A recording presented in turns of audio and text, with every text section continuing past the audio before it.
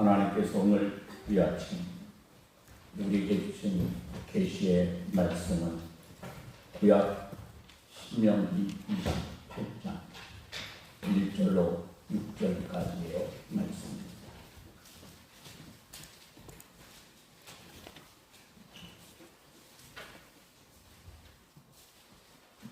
내가 내 하나님 여호와의 말씀을 삼가 듣고 내가 오늘 내게 명령하는 그의 모든 명령을 지켜 행하면 내 하나님 여호와께서 너를 세계 모든 민족 위에 뛰어나게 하실 것이라.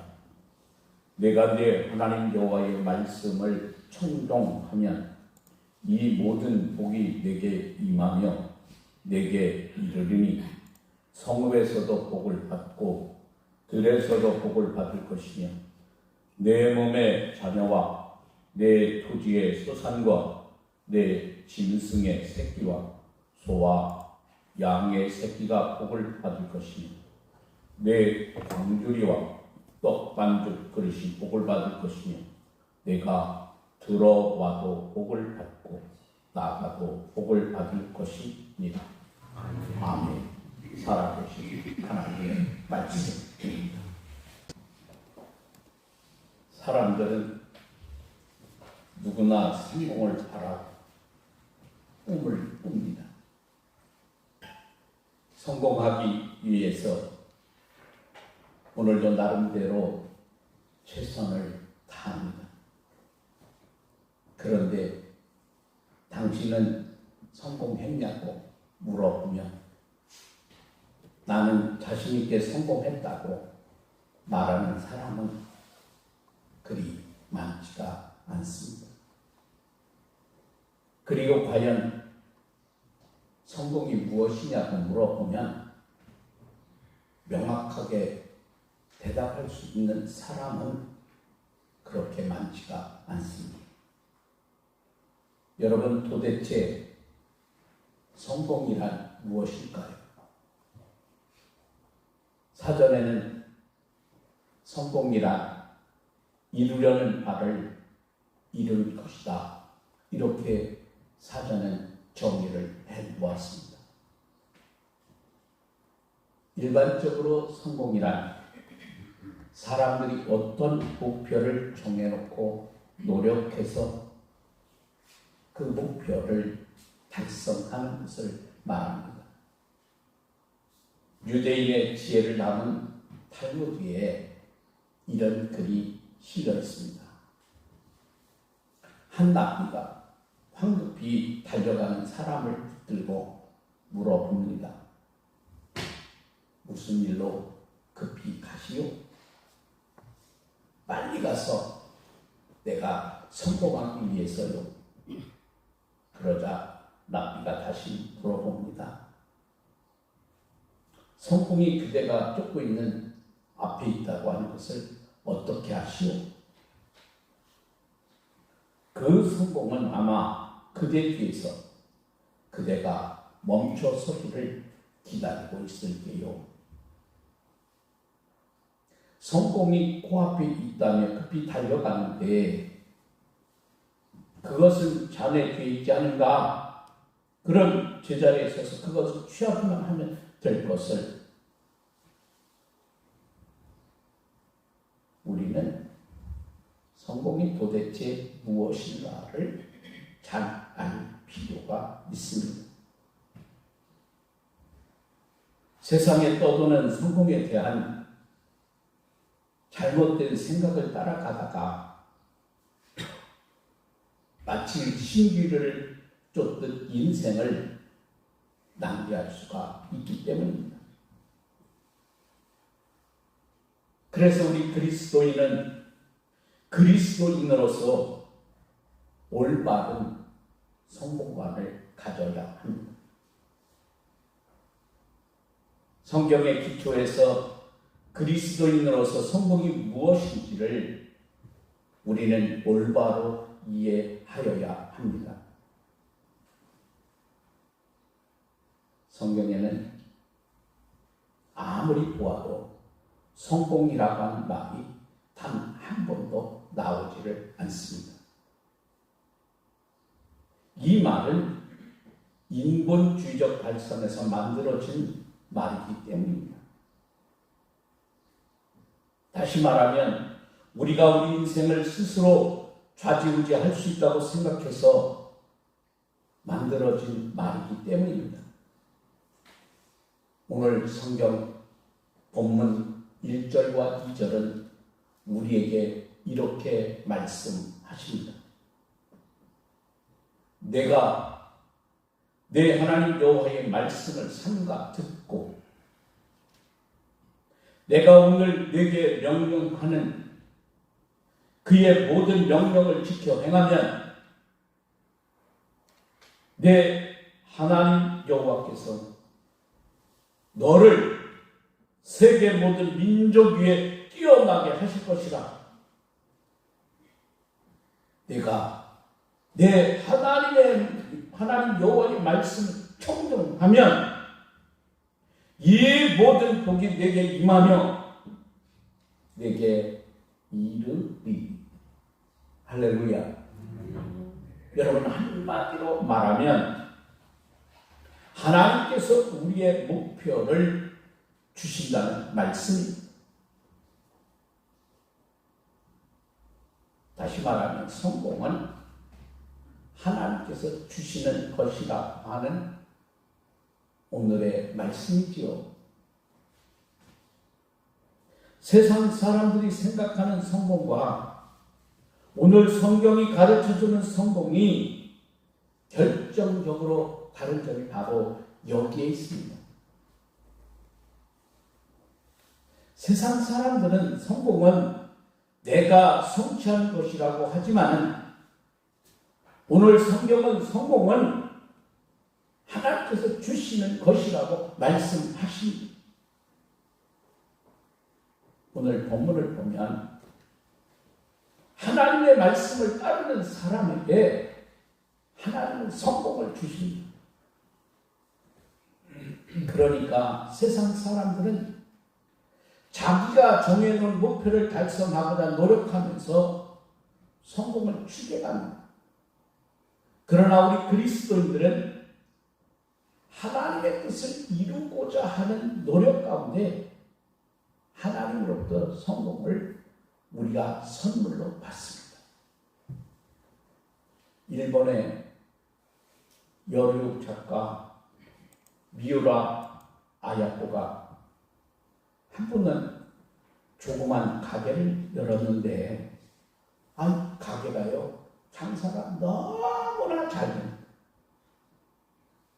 트럭으로 물건을 나를 정도로 매출이 크게 올랐습니다. 그런데 가만히 옆집 가게를 보니까요 파리만 날고 있습니다. 이것을 지켜보면서 이 미우라 아야코가 남편에게 자신의 솔직한 심정을 이렇게 털어놓았습니다. 여보, 우리 가게가 잘 되고 보니 이웃 가게들이 문을 닫을 지경이에요. 이건 우리가 바라는 바가 아니잖아요. 하늘의 뜻에도 어긋나는 것 같아요. 남편은 이런 아내를 자랑스러워했습니다. 그래서 이분은 자신의 가게의 규모를 줄였고 손님이 오면 이웃 가게로 보내기로 했습니다. 그러면서 시간의 여유가 생겼던 거죠. 이제야 평소 관심이 있던 글을 본격적으로 쓰기를 시작하는데, 그래서 여러분이 이분의 작품 가운데 유명한 작품이 있는데 빈점이라고 하는 유명한 소설입니다. 이분은 이 소설을 시몬에 응모하여 당선이 되었고 강해를 통해 번 돈보다 몇백 배 큰 부와 명예를 얻었다고 하는 사실입니다. 아마도 세상 사람들 같았으면 자기 가게가 번창하고 이웃 가게가 자기 가게 때문에 문을 닫을 지경이 됐다고 하면 어차피 치열한 경쟁사회 속에서 나도 성공하고 너도 성공할 수 없는데 내가 성공하려면 내가 피해를 보는 일은 어쩔 수 없는 일이라 이렇게 그러면 치부해 버리지 않습니까? 그러나 하나님을 믿는 이 그리스도인인 미우라 아야코는 달랐습니다. 이웃 가게에 피해를 주면서까지 자기 가게가 잘 되는 것이 이분의 목표가 아닙니다. 이것은 하나님의 뜻도 아니라고 생각을 합니다. 그래서 세상 사람들처럼 자기 욕심의 길로 가지 아니하고 하나님의 뜻을 이루는 길로 그가 나아갔습니다.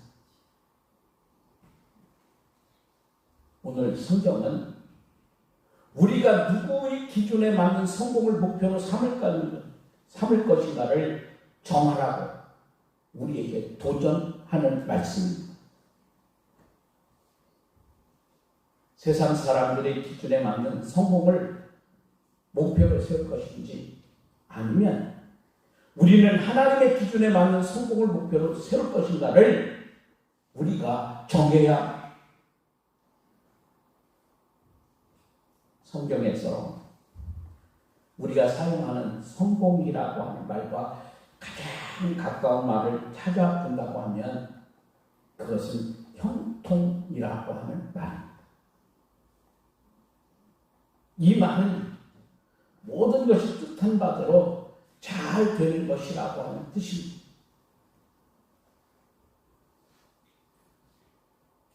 제가 이번 여러분이 보시다시피 제107회 우리 총회에서 군경교정 선교부 부장이 됐습니다. 많은 분들이 저를 축하해 주면서 우리 후배 목사님 한 분이 우리 노예가 충북노예 목사님인데 저에게 전화를 했어요. 형님 축하합니다. 형님은 너무너무 일이 잘 풀리는 것 같아요. 그러면서 축하하더라고요. 여러분 성경에는 이 형통이라고 하는 말이 참 많이 나옵니다. 여러분 성경에서 형통의 대표적인 인물을 들어보라 하면 여러분 누구를 들을 수 있겠습니까? 저는 요셉을 들 수 있습니다. 창세기 39장에 이 형통이라고 하는 말이 3번이나 나오는데 이 말이 다 이 요셉을 설명할 때 쓰여졌던 단어입니다. 성경 한 장에 한 사람을 설명할 때 형통이라고 하는 말이 많이 나오는 예는 다른 곳에는 없습니다. 창세기 39장 2절 하나님은 이렇게 말씀하십니다. 여호와께서 요셉과 함께 하심으로 그가 형통한 자가 되어 그의 주인 애굽 사람의 집에 있으니 지금 요셉이 애굽의 보디발이라고 하는 친위 대장 집에 팔려가서 그 사람 집에 여러분 노예입니다. 그런데 그런 요셉을 성경은 뭐라고요? 형통한 사람이라는 거예요. 성경은 요셉을 가르쳐 지금 남의 집에 노예로 팔려가 노예 생활을 하고 있는데 이 사람을 형통한 사람이라고 말씀합니다. 그런데 여러분 분명한 것은요. 성경을 우리가 읽어보면 여기서 형통한 사람이라고 할 때의 시제가 미래가 아니라 지금 현재. 그러니까 앞으로 형통한 사람이 아니라 지금 요셉이 형통한 사람이라고 하는 뜻입니다. 한 집에 12명의 아들, 그 가운데 가장 귀한 집에 사랑받는 아들이 여러분 하루아침에 외국의 노예로 팔려와서 지금 남의 집에 노예가 되었는데 성경은 여러분 그 사람을 형통한 사람이라고 말씀하고 있습니다. 창세기 39장 23절의 말씀을 보면 성경은 간수장은 그의 손에 맡긴 것이 무엇인지 살펴보지 아니하였으니 이는 여호와께서 요셉과 함께 하시리라. 여호와께서 그를 범사에 형통하게 하셨더라. 할렐루야. 간수장은 요셉이 죄수이지만 이 감옥의 재반의 사물을 요셉에게 맡겼다는 거예요. 그 맡긴 이유를 하나님께서 요셉을 형통하게 하셨기 때문이라는 거죠.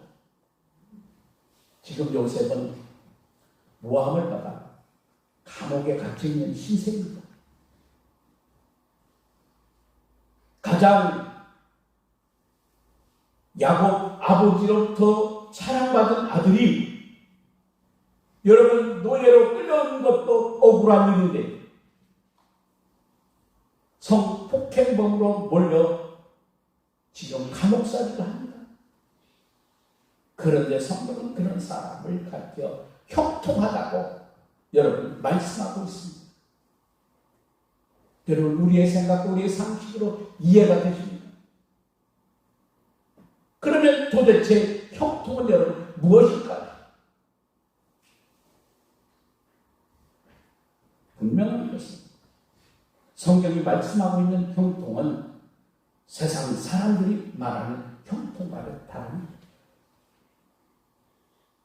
우리가 공부하면 좋은 대학, 좋은 학교에 합격을 하고 취업을 준비하면 좋은 직장에 취업이 되고 승승장구하여 승진하고 사업을 시작하면 하는 것마다 잘 되고 이런 것이 아니라고 하는 말씀이에요. 다시 말하면 성경이 말씀하는 형통은 내가 바라는 대로 일이 잘 풀리는 것을 말하는 것이 아니라고 하는 말씀입니다. 그러면 성경이 말하는 형통은 무엇일까요? 바로 하나님께서 바라시는 대로 일이 잘 풀리는 것을 말합니다. 이스라엘 백성을 애굽으로 이주시키기 위해 하나님의 뜻이 요셉을 통해서 차질 없이 잘 이루어지는 것을 형통하다고 성경은 말씀합니다. 요셉이 원망하거나 불평하지 아니하고 하나님의 뜻에 순종해서 노예로 팔려오기도 하고 감옥의 죄수로도 들어가는 과정을 잘 수행하고 있는 것, 성경은 그것을 형통하다고 말씀하는 거예요. 물론 하나님의 뜻은 요셉이 노예가 되고 억울한 죄수로 생을 끝나는 것이 아닙니다. 여러분 이것은 과정일 뿐입니다. 결국 하나님께서는 요셉을 애굽의 총리가 되게 하셨습니다. 그래서 요셉으로 하여금 부와 권세와 명예를 다 얻게 하셨습니다. 유대 땅에 요셉이 그대로 머물러 있었다면 감히 꿈도 꾸지 못할 놀라운 것들을 하나님은 요셉으로 하여금 얻게 하십니다. 이렇게 요셉을 높이셔서 이스라엘 백성을 애굽으로 이주시키려는 하나님의 뜻을 이루셨습니다. 여러분 바로 이것이 형통입니다. 형통의 열매는 마지막에 나타납니다. 과정에는 별의별 일이 다 일어납니다. 세상 사람들의 눈으로 보면 참담한 실패로 보일 때도 있습니다. 피하고 싶은 때도 있습니다. 그러나 여러분, 형통의 그 마지막 멋지고 아름답습니다. 하나님께서 주시는 성공은 마지막에 우리로 하여금 웃게 하시는 성공입니다. 마치 농부가 봄과 여름 긴 시간 땀 흘려 수고한 뒤 가을이 깊어진 뒤에서야 가시를 따보고 열매를 거두는 것과 같습니다. 그래서 우리 그리스도인들은 긴 시간으로 성공을 받아 보아야 합니다. 한국인으로 미국 정부에서 최고직에 올랐던 분이 있는데 맹인 강영욱 박사입니다. 이분은 우리가 잘 아는 대로 시각장애인으로 백악관 정책차관으로 올라 3년간 근무를 했고 신임을 받아 재신임이 되었던 분이십니다. 이분이 자신의 경험을 살려서 젊은이들에게 교훈을 주려고 도전과 기회라고 하는 책을 이분이 펴냈습니다. 이 책에는 성공의 요인에 3가지를 꼽고 있는데, 여러분, 능력과 인격과 헌신, 능력과 인격이 성공의 요인이라고 하는 점은 우리가 어렵지 않게 이해가 할 수 있습니다. 그러나 여러분, 헌신이 성공의 요인이라고 하는 점은 이 강영욱 박사가 주장하는 독특한 점이라 할 수 있습니다. 이 책에 이런 말이 나옵니다. 한국 사람들은 자녀에게 배워서 남주냐? 라고 하는 말을 많이 합니다. 여러분, 우리가 어렸을 때 한 번쯤 들어본 말 아닙니까? 자녀들이 공부하지 않으면 뭐라 그래? 너 공부해서 남주냐? 누군가는 다 한 번쯤 들어본 그런 말입니다. 그리고 했을지도 모릅니다. 그러나 여러분, 잘 생각해 보세요. 사실 공부는요, 배워서 남에게 주어야 합니다. 미국의 인재들은 어릴 때부터 남을 위해서 공부하고 일하면 결과적으로 자기도 성공하게 된다는 말을 들으며 성장을 한다는 거예요. 사실 아브라함의 삶은 믿음으로 성공한 삶입니다. 우상 땅에서 세상적 성공을 추구하던 삶을 기로하고 아브라함은 하나님께서 약속하신 땅 가나안으로 이주했습니다. 그리고 그곳에서 믿음으로 살면서 믿음의 사람들이 추구해야 할 성공을 아브라함이 이루었습니다. 창세기 12장 2절에 성경은 이렇게 말씀하십니다. 내가 너로 큰 민족을 이루고 내게 복을 주어 이름을 창대하게 하리니 너는 복이 될지라. 하나님께서 아브라함에게 복을 주시겠다 약속하십니다. 그리고 아브라함의 이름이 창대하게 해 주시겠다는 거예요.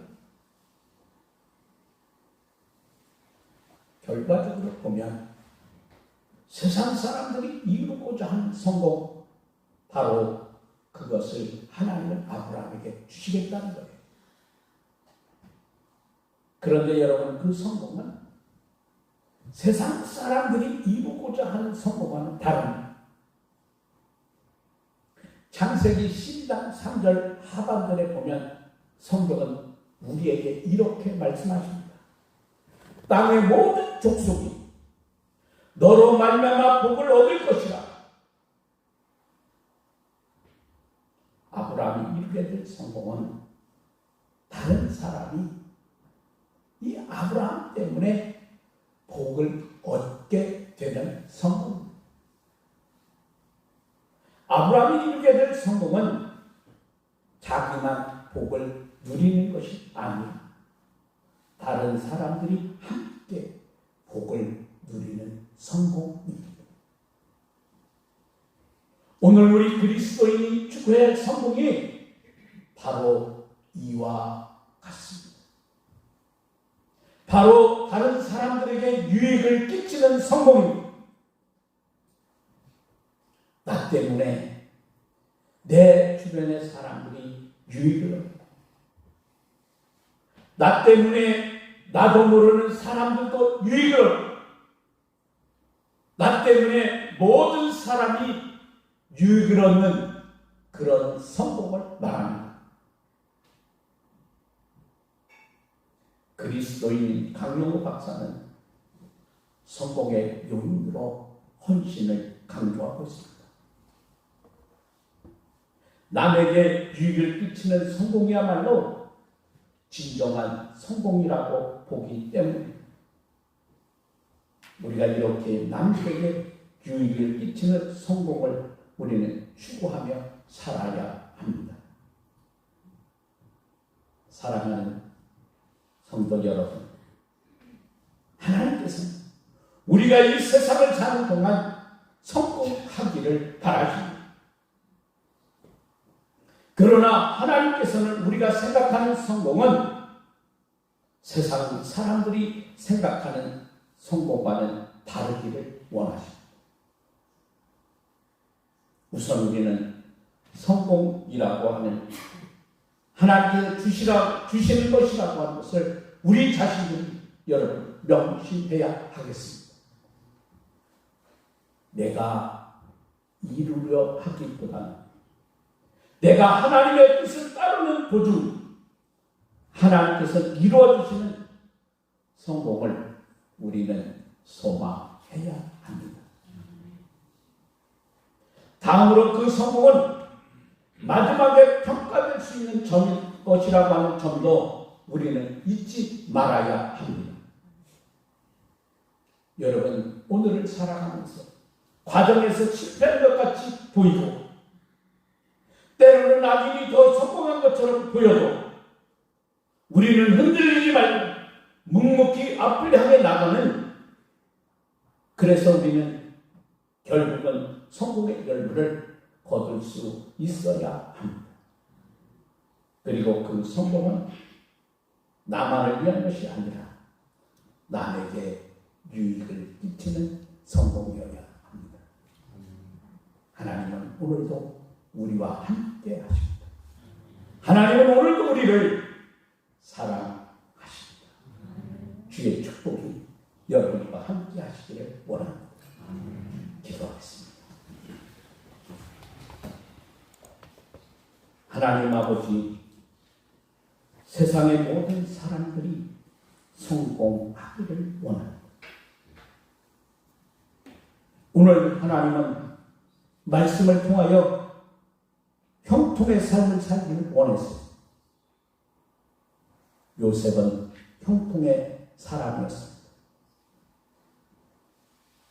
노예로 팔려갈 때도, 억울한 죄명으로 감옥살이를 할 때도 하나님은 그런 요셉을 형통하다 말씀하십니다. 왜냐하면 그것은 과정이요, 결국 그 길을 거쳐야만 형통의 삶이 되기 때문입니다. 오늘 우리는 다시 한번 요셉의 삶을 뒤돌아보면서 나 자신을 돌아보게 하시고, 오늘 내가 하나님만을 바라보며 말씀 속에 거할 때 때로는 힘들고 어렵지만 묵묵히 그 길을 방하며 순종하며 나갈 때 하나님의